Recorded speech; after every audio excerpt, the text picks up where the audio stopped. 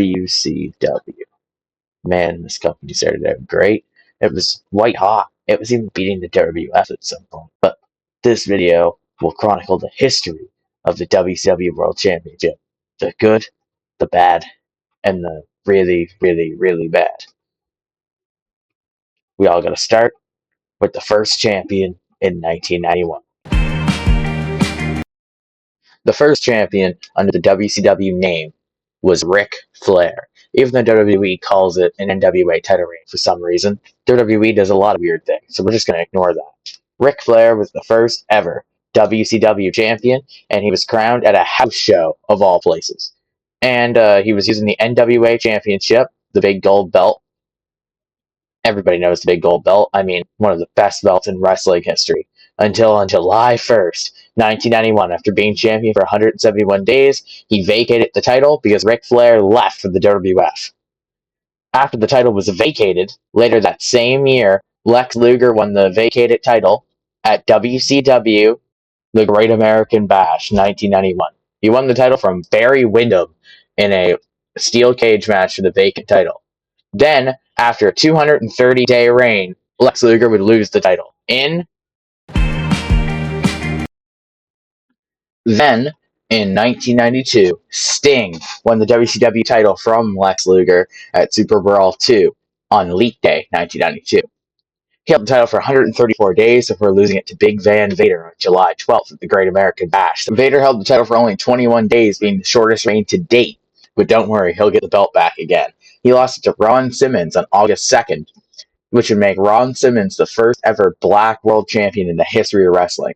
This is a real historical moment that has been recalled by WWE way too many times. After 150 days and a good reign as champion, Ron Simmons would lose the title on December 30th, 1992, to Big Van Vader on a house show in Maryland. Then on March 11th, 1993, at another house show, this time in London, England, Sting would start his second reign as champion, winning the belt from Vader, who had a nice run at 71 days. Although Sting was only champion for 6 days, becoming the new shortest reign, he would lose the title right back to Vader at another house show in Dublin, Ireland, starting Vader's third reign, which would then become the longest reign in the history of the title at 285 days. Vader would then lose the title very later in the year on December 27th, 1993 at Starrcade's 10th anniversary to Ric Flair. Ric Flair carried the title into 1994 before vacating it on April 17th, after the title match between him and Ricky Steamboat ended in a double pin. Then Ric Flair won the title back in a rematch against Ricky Steamboat after this vacation. Then he lost the title to Hulk Hogan at Bash at the Beach in Orlando, Florida. Hulk Hogan would then start the longest WCW title reign in the history of the title for 469 days. Because when it comes crashing down and it hurts inside, there's nowhere to run and there's nowhere to hide from Hollywood Hulk Hogan. Then on October 29th, 1995, WCW Halloween Havoc in Detroit, Michigan, the Giant, that later known in WWF as Big Show, would win the WCW title from Hogan, but then vacate it on November 6th because he was stripped of the title due to the controversial finish of the Halloween Havoc match in which he won the title from Hogan in the first place. Then, on November 26th, 1995, at World War III, Randy Savage won the WCW World title for his first reign of quite a few. But then on December 27th, at Starrcade World Cup of Wrestling, he would lose the title to Ric Flair for Flair to start his fourth run, because, of course, WCW just can't get enough of that Ric Flair. Then, in 1996, Randy Savage won the title right back from Flair, ending his reign in just 26 days. Savage's reign wouldn't last long either, only holding the title for 20, before losing it right back to Ric Flair on February 11th at Super Brawl 6. Flair would hold the title for 71 days before losing it to the Giant on the April 22nd Nitro in Albany, Georgia. So many title changes in Albany, Georgia. The Giant would hold the title for 110 days before losing the title to Hollywood Hulk Hogan, who would once again have a really long reign at 359 days. On the August 4th, 1997 Nitro, Lex Luger won the WCW title from Hogan. Then just 5 days later, Hulk Hogan went back from him at WCW Road Wild. He would hold the title for 141 days before losing it to Sting at the terrible Starrcade 1997. God. Sting then vacated the title in the January 8th edition of WCW Thunder. Sting was stripped of the title due to the controversy over the finish of the Starrcade match. But it didn't really matter because Sting would win the title back anyway on February 22nd for this began his fourth run as champion. He'd only hold the title for 56 days before losing it to Randy Savage at Spring Stampede 1998. Randy Savage would hold the title for 1 day before losing it to Hollywood Hogan on April 20th. Then Goldberg would win the title from Hogan after his 77-day reign was over.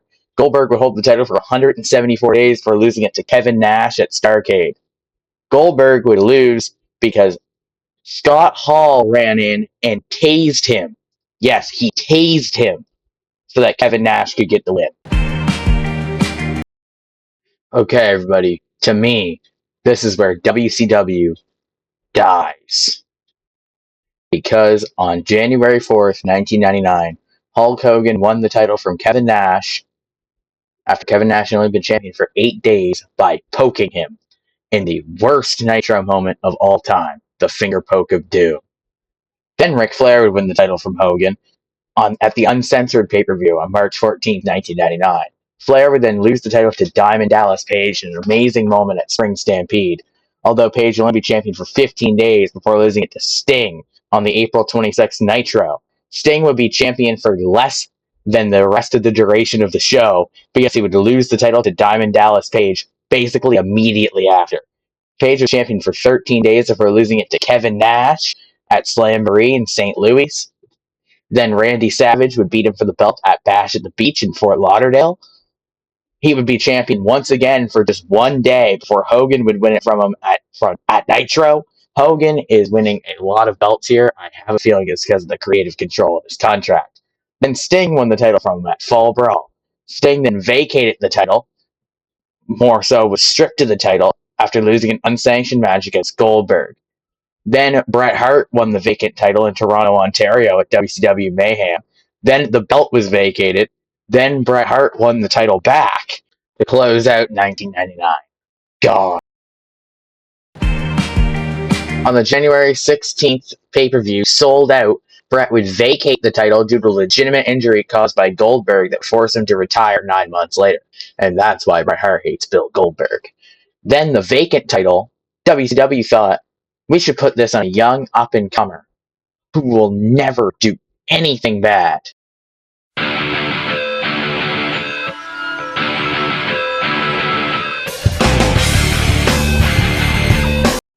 Yeah, this one's unfortunate, but luckily he vacated it 1 day later on Nitro, and then Psycho Sid, rest in peace, won it 1 week later on WCW Monday Night Nitro, but only hold it for 1 day before vacating it on Thunder.